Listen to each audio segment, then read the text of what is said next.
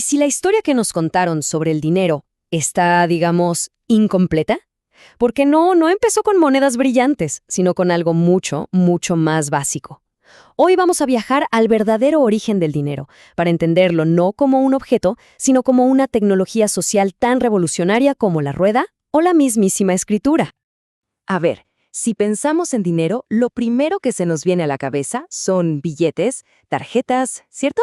O quizá, para los más clásicos, monedas de oro y plata. Pero todo eso es apenas el final de la historia. Es que esa imagen de las monedas, es como empezar a leer un libro por el último capítulo. Para encontrar el verdadero comienzo, tenemos que retroceder en el tiempo. Y no unos cientos de años, no, miles de años antes de que a alguien se le ocurriera acuñar la primera moneda. Nuestro punto de partida, entonces, no es un taller donde se funden metales preciosos. No, es un campo fértil, lleno de grano. Es que todo, absolutamente todo, empieza con el excedente de las cosechas en la cuna de la civilización. Esa fue la verdadera semilla de la que brotó el dinero. Y bueno, nuestra historia nos lleva justo ahí, a donde ese grano sobraba por montones, la antigua Mesopotamia. Es aquí en el llamado Creciente Fértil donde nació la idea del dinero, como una herramienta, una necesidad, para organizar una sociedad que se estaba volviendo cada vez más y más compleja. Pensemos en Mesopotamia como un laboratorio de innovación a cielo abierto. Al dominar los ríos Tigris y Éufrates, crearon la primera civilización hidráulica. ¿Qué significa esto? Pues que lograron una producción de comida como nunca antes se había visto. Y claro, eso fue el motor para inventar la rueda, para levantar las primeras ciudades y para crear una nueva tecnología social que permitiera gestionar todo eso. Es que este éxito con la agricultura generó un problema increíble, un buen problema, la abundancia.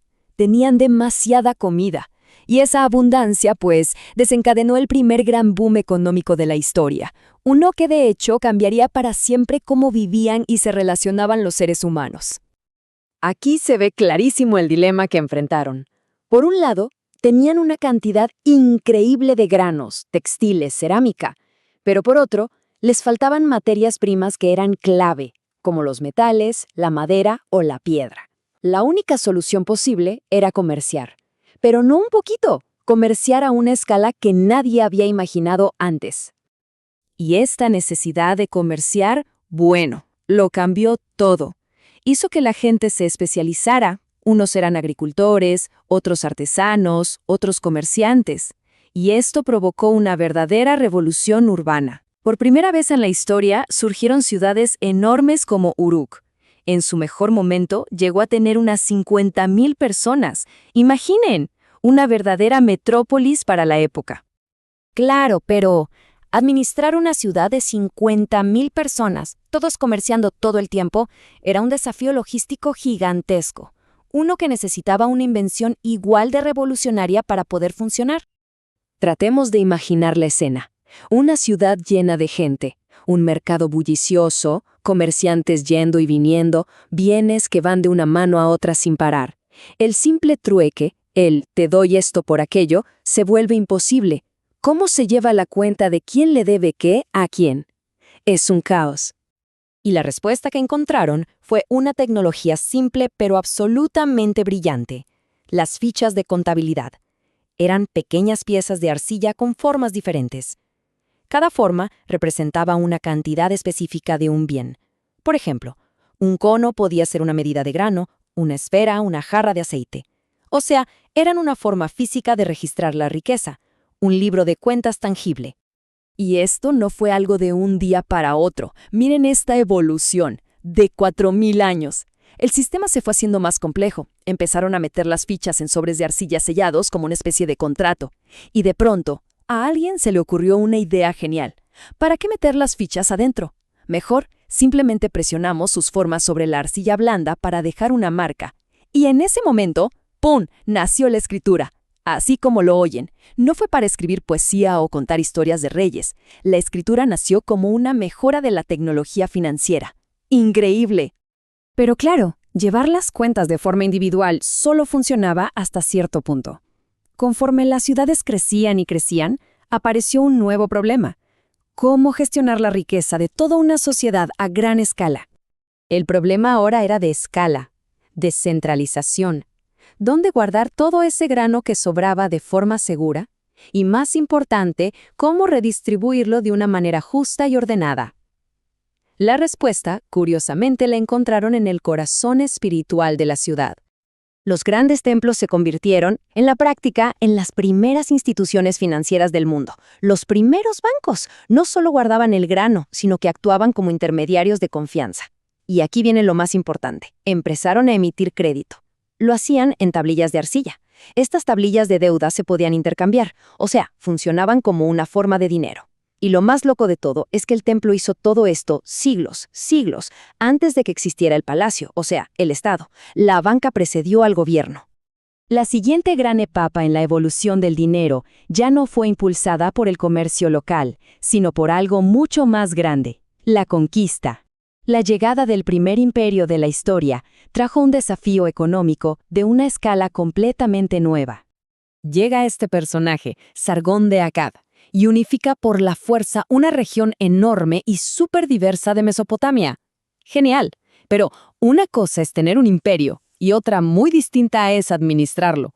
¿Cómo logras que ciudades con costumbres y medidas totalmente diferentes comercien entre sí sin problemas? Necesitaba, pues, un lenguaje económico universal. Y la solución de Sargón fue, otra vez, brillante.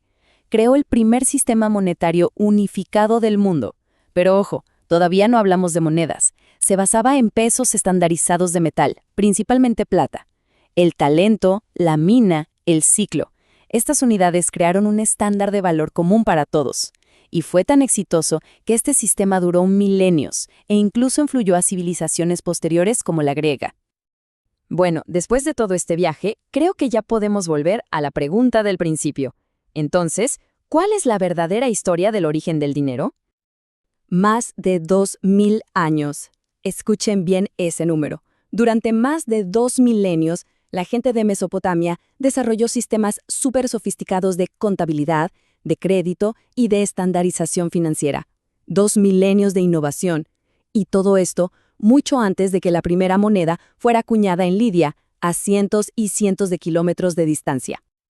Esto lo resume perfectamente. El mito popular dice: primero fue el trueque, luego llegaron las monedas para simplificarlo y mucho después apareció el crédito. La realidad, al menos la que vemos en Mesopotamia, es casi al revés. Primero, la contabilidad. Después, el crédito a gran escala. Luego, la estandarización por parte de los imperios. Las monedas son casi una nota al pie de página en esta larguísima historia. Esto nos enseña algo fundamental. Nunca hubo una sola cosa llamada dinero. Siempre ha sido como una caja de herramientas. En Mesopotamia, la gente usaba el trueque para algunas cosas, el crédito de los templos para otras y los metales preciosos por peso para transacciones más grandes. Cada herramienta servía para un propósito distinto. Así que, si hay una idea con la que debemos quedarnos de toda esta explicación, es esta. Hay que cambiar la perspectiva. El dinero no es un objeto que se inventó y ya. Es una tecnología social. Es, si se quiere, un lenguaje que hemos ido desarrollando para poder confiar los unos en los otros, para cooperar, comerciar y, en definitiva, construir sociedades cada vez más complejas. La historia de Mesopotamia nos demuestra que el dinero siempre ha evolucionado para resolver los mayores desafíos de cada época. Empezó gestionando un excedente de grano y terminó administrando un imperio. Y eso, claro, nos deja con una pregunta fascinante para nuestro propio tiempo. Si el dinero es una tecnología en constante evolución, ¿qué problemas está destinado a resolver ahora?